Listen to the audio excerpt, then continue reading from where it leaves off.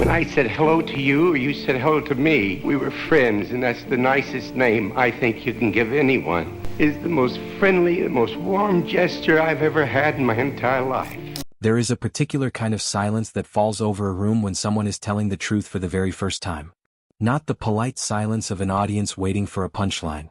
Not the held breath before a curtain rises. Something heavier. Something irreversible. That is the silence that filled a television studio in 1984 when Red Skelton sat down in front of a camera, looked directly into the lens and stopped performing. For the first time in 60 years, the man who had made an entire nation laugh decided he was done pretending.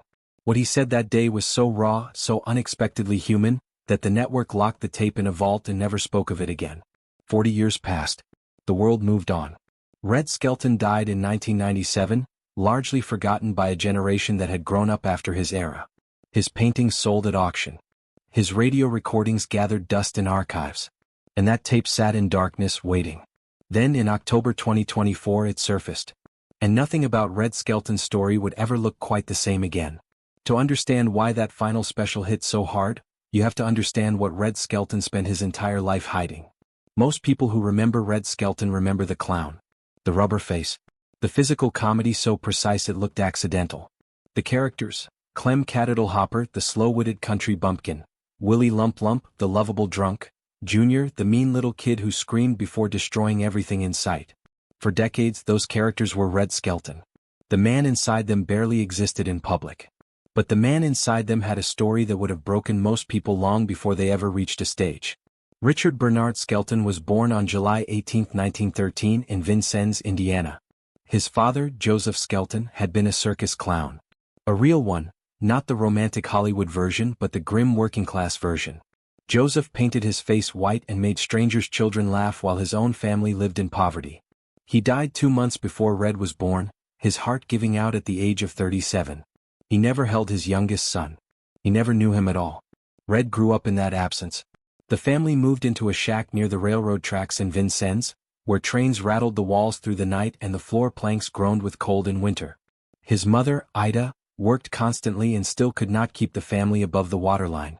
Hunger was not a metaphor in the Skelton household. It was a daily negotiation.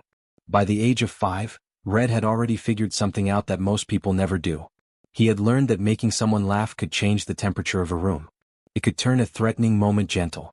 It could earn a roll from the baker when there was no money to pay for one. Comedy, for Red Skelton, was never about applause. It was about survival. He sold newspapers on Washington Street at age 7. He hauled ice blocks before dawn at age 10, 50 pounds on his back for a nickel per delivery.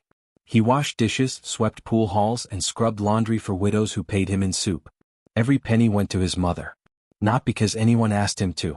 Because he watched her count coins at night and understood, in the wordless way that poor children understand things, that the family's survival was a shared responsibility even when you were too young to shave. The medicine show came to Vincennes in the summer of 1923.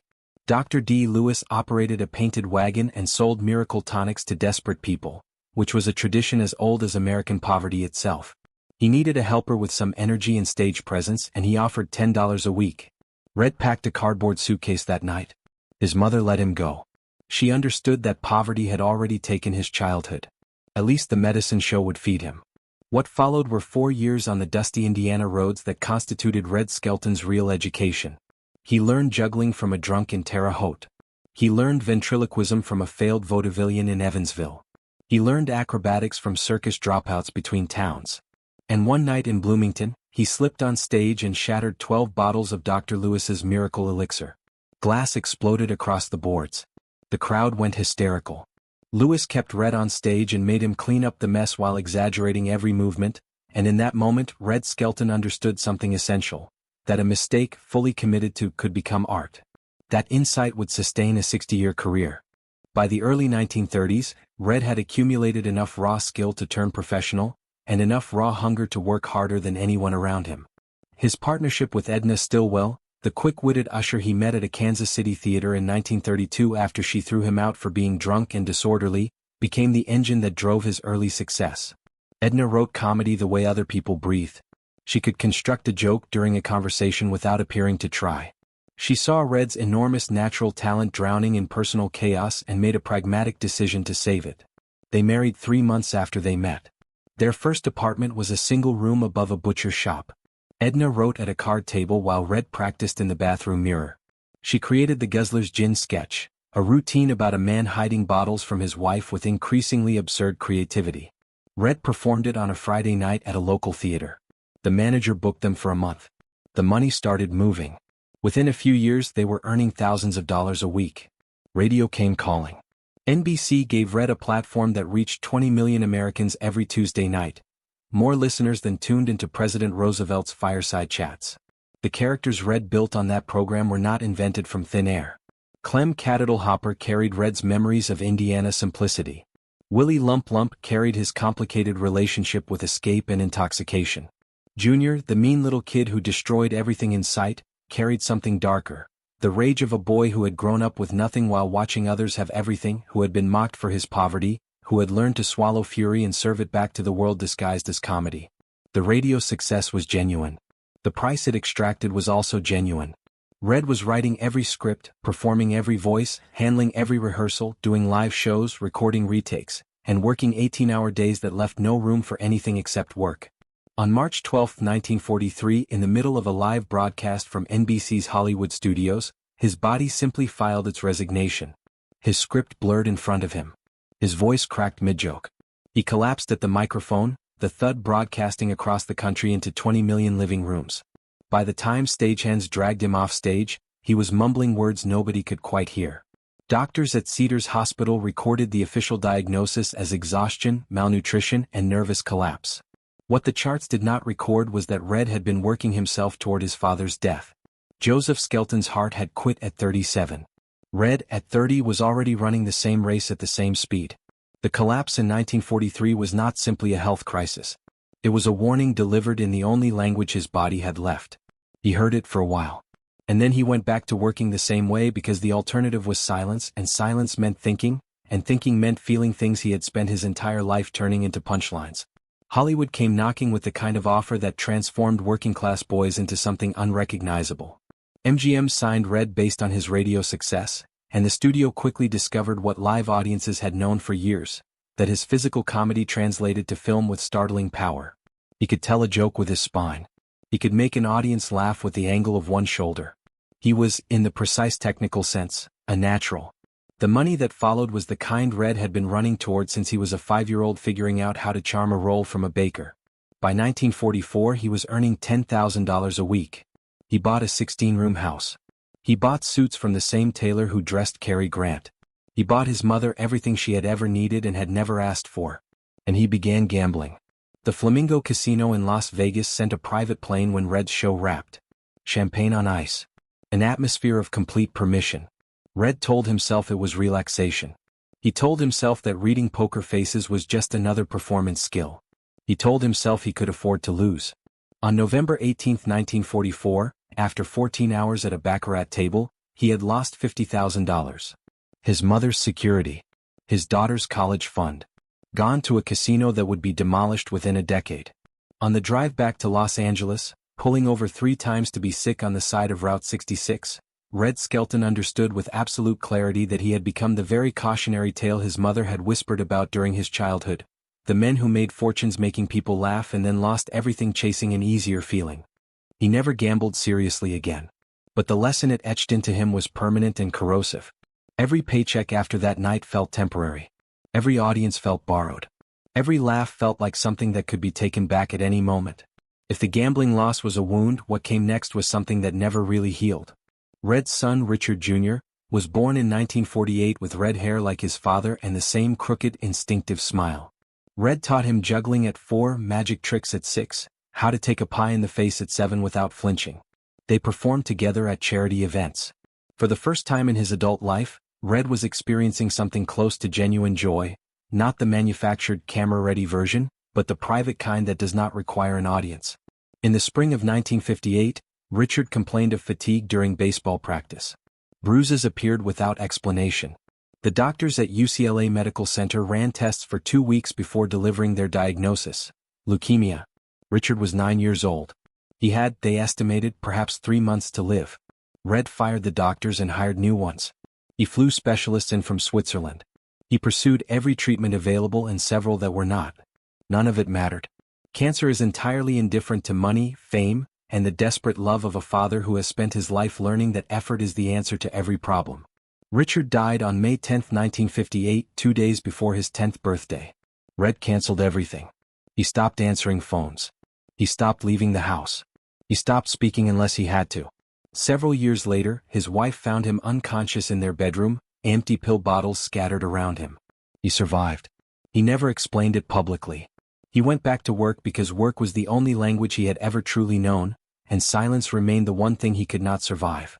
But something fundamental had changed. The warmth in his comedy, that particular quality that had made audiences feel safe, feel seen, feel understood, never fully returned. What remained was still brilliant, still technically extraordinary. But the man performing it was different. He was carrying something now that no amount of material success, no number of laughs, no volume of applause could ever address. In 1984, a television network approached Red Skelton about recording a farewell special. He was 71 years old. His television career had effectively ended years earlier. His paintings, those luminous, melancholy clowns he had been producing obsessively since the 1970s, were beginning to attract serious attention. The special was conceived as a nostalgic celebration, a graceful bow from one of the medium's foundational figures. What Red Skelton delivered was something else entirely. The special began conventionally enough. Familiar characters. Familiar rhythms. The physical timing that remained extraordinary even at 71. But partway through the recording something shifted. Red looked directly into the camera, not at the audience, not at the crew, but into the lens itself, as if he were speaking to whoever might watch this years or decades down the line, and he stopped performing. He talked about his father. Joseph Skelton, who had died as a circus clown 2 months before his youngest son was born. Red had spent 60 years chasing that ghost, he said. Every routine he had ever performed, every character he had ever created, every stage he had ever stood on had been, in some fundamental sense, a conversation with a man he had never met. He had been trying to find his father in the shape of a pratfall, in the timing of a punchline, in the way that a painted face could make strangers feel safe enough to laugh at their own lives. Then came the confession. At 16, Red had broken into the Hagen-Bequalis circus office and stolen material, scripts, routines, handwritten notes belonging to performers who had worked alongside his father. He had memorized all of it.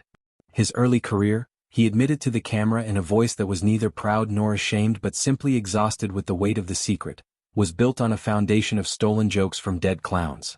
Without that theft, he said, he would have died selling newspapers in Vincennes.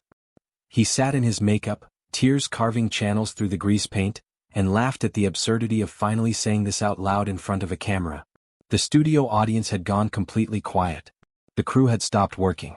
There was nothing to do but listen to a man who had been performing for 60 years finally telling the truth about where he had come from and what it had cost him to get out. NBC reviewed the footage and buried it. The official reason was never formally stated, but the people who saw it understood. The network had paid for a celebration. What they received was a confession. What they received was grief without resolution, truth without comfort. A man dismantling his own mythology on camera with the methodical care of someone who knows they will not have another opportunity. The tape went into a vault. 40 years passed. When the footage finally surfaced in October 2024, it found an audience that was not expecting it and was not prepared for what it saw. 2 million people watched within 7 days. The response was not what typically greets rediscovered celebrity archival material. There was no ironic distance. No nostalgic comfort. What people described, in comment sections and articles and conversations, was something closer to shock. The particular shock of watching someone be genuinely, uncomplicatedly honest in a medium that has spent the better part of a century perfecting the art of managed authenticity. Young viewers who had never seen a Red Skelton sketch in their lives watched a 71-year-old man in clown makeup talk about his dead son, his stolen beginnings, and the father-shaped hole at the center of his entire creative life, and recognized something in it. Not nostalgia. Something more immediate. The recognition that behind every performance, regardless of its form, there is a person who learned to perform for reasons that had nothing to do with entertainment. Reasons that came from hunger, from grief, from the need to transform unbearable circumstances into something an audience could receive as a gift. Red Skelton learned to make people laugh because laughing was the only currency he had as a child. He kept doing it because it was the only way he knew to stay connected to a father he never knew, and to a son he lost too soon, and to every version of himself that the years and the fame and the loss had buried under layers of grease paint and timing and craft. The special that NBC locked away for 40 years was not the ending of Red Skelton's story. It was the only moment in his public life when he told the truth about what the story had actually been. Red Skelton died on September 17, 1997, alone in his home in Rancho Mirage, California. A nurse found him the following morning, a paintbrush still in his hand, working on a clown that would never be finished. He left behind thousands of paintings, most of them donated to hospitals and charities. He left behind 60 years of recorded performances. He left behind a learning center in Vincennes, Indiana, built with $3 million of his own money so that poor children could learn the things he had never been formally taught. And he left behind that tape. The one the network decided the world was not ready to see. The one that sat in a vault for 40 years while the man in it aged and died and became a footnote. When it finally came into the light, people did not see a relic. They saw something that the word honest barely does justice to.